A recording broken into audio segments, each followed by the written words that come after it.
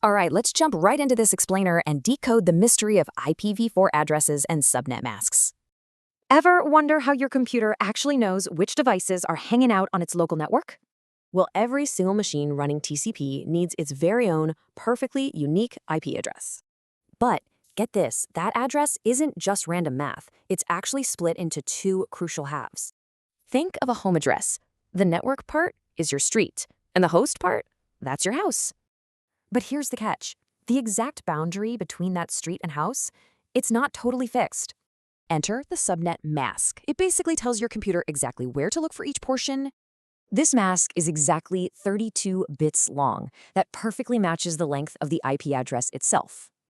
And just like IPs, we use a dotted decimal format to make them super easy to read.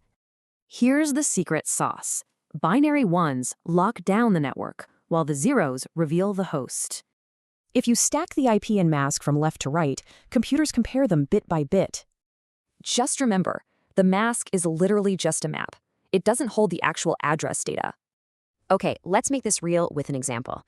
Say our target IP is 192.168.123.132.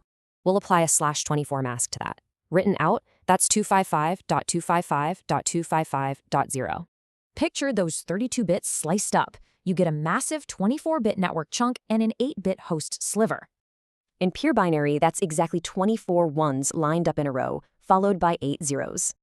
So the process is simple. Take the IP, overlay that mask, and extract the two parts. Those first 24 bits give us our exact street, the network address, 192.168.123.0. And those remaining 8 zeros, they reveal our specific house, the host address, 132.